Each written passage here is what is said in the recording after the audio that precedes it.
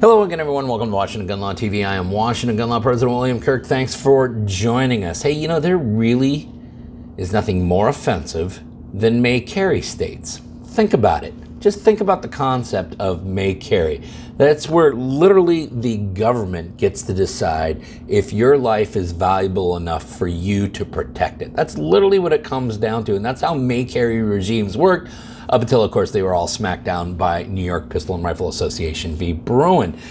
No state has been more egregious in absolutely abusing the rights of their citizens through the may carry regime than the state of New York. And despite the fact that the United States Supreme Court smacked them down, they just did not back off. They ran right back to Albany and they created all new laws. And the state legislature was not alone in that, because New York City did it as well. Well, finally, that has come to haunt them in some ways, because we have a big ruling out of the Southern District of New York in the United States District Court, and it's one that all of you in the Big Apple should be aware of. So today, let's spend a few minutes, let's get excited for once, and let's talk about New York City gets a Second Amendment beatdown.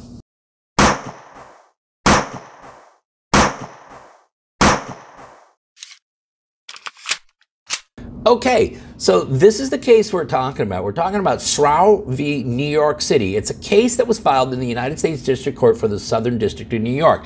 Now, this was a challenge to what New York City's concealed carry laws were pre-Bruin. That's when this lawsuit started. However, once the Bruin case was accepted for review and got rolling, the parties agreed to stay this action pending the outcome of Bruin. Now, once Bruin was published, obviously, the plaintiff here was doing cartwheels and immediately moved for summary judgment. However, New York City, much like what the state of New York did, immediately got their legislation back into session and created a whole new set of laws, which was really the same crap with just different gift wrapping on it, okay? So ultimately, the plaintiff here was allowed to amend his complaint and actually challenge the constitutionality of New York City's new requirements as it relates to concealed carry laws.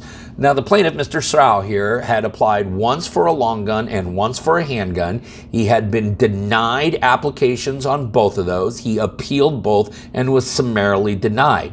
The reason for which he was denied had to do with two things. Ready for this? His bad driving record and the fact that he didn't like to pay his tickets. Don't believe me? The court specifically found, like the original denials, the affirmance pointed to Srow's arrest history and his poor driving history, specifically finding the latter shows a lack of moral character.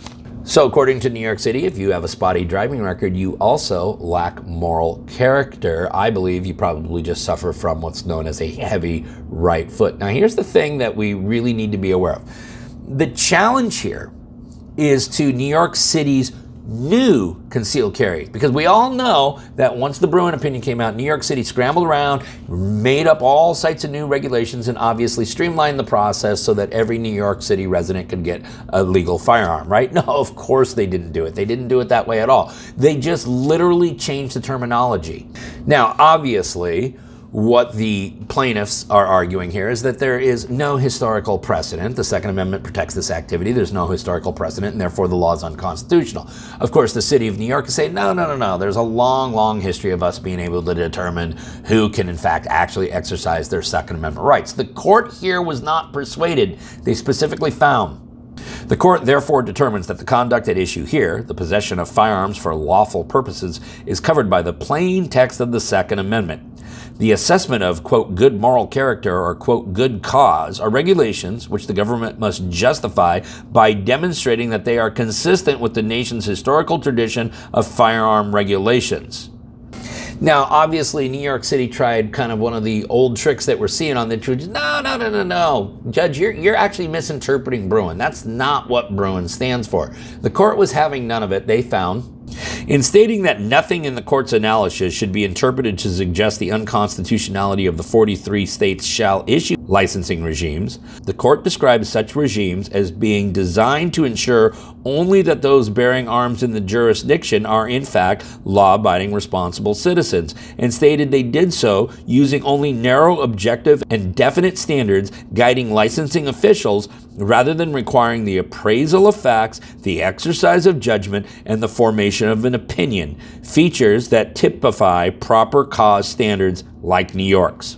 And that is exactly what New York City did here, is they literally just changed the labels but kept doing exactly the same thing. The court also pointed out, much like the proper cause inquiry invalidated in Bruin, permitting denial of a firearm license based on a government official's good moral character or good cause assessment has the effect of preventing law-abiding citizens with ordinary self-defense needs from exercising the right to keep and bear arms.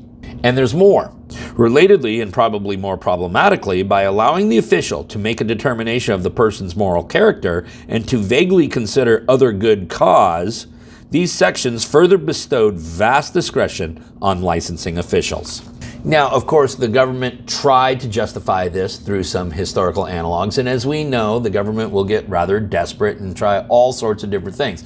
The court was having none of it. They specifically found, here too, the fatal problem with these laws and their former versions continues to lie in the broad discretion afforded to city officials in determining whether someone may exercise their Second Amendment right. Defendants have not identified any historical analog for investing officials with the broad discretion to restrict someone's Second Amendment right based on determining the person to lack good moral character or for a vague and undefined notion of good cause.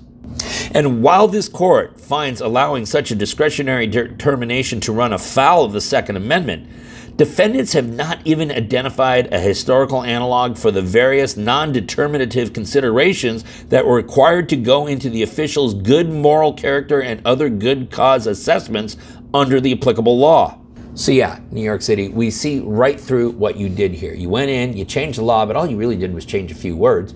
You still made every one of your residents jump through the same chain of unconstitutional hoops, only to shockingly always come up empty-handed when one of your city officials determined, well, they just don't have the right kind of character, as the court put it.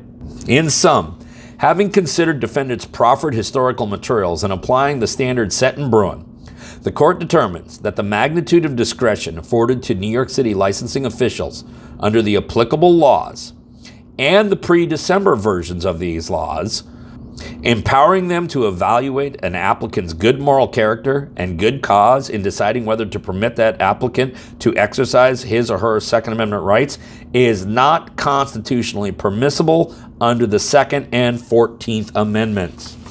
So, what are the remedies? Okay, we know what the court thinks of the law. What are the remedies? The court specifically stated, for the reasons discussed, the court grants in part Sauer's requested declaratory relief, declaring that subsections A2 and A9 of the New York City Administrative Code section 10-303 are facially unconstitutional.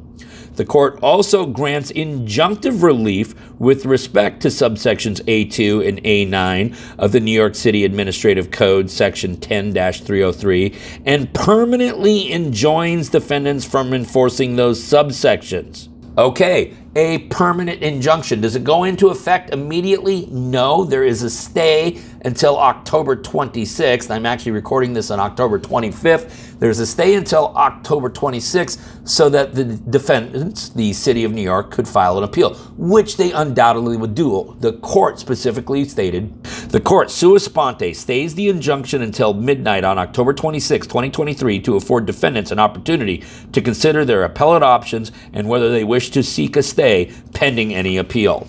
So there's going to be a lot more developments on this in the next 24 to 48 hours. So this is probably not the last video that we're going to do about this. What this means to New York City residents moving forward, only time will tell. I'm hoping for some quick developments. The case, once again, is Srow v. New York City. We'll link the ruling up down below so that you can geek out on it for yourself. Listen, if you got any other questions about this or anything else related to what's left of our Second Amendment rights, you guys should know how to get a hold of Washington gun law by now. If you don't, that's okay. That information, it's right down there in the description box. In the meantime, let's everyone remember that part of being the lawful and responsible gun owner, like we talk about all the time here, is to know what the law is in every situation, how it applies to you in any instance that you may find yourself.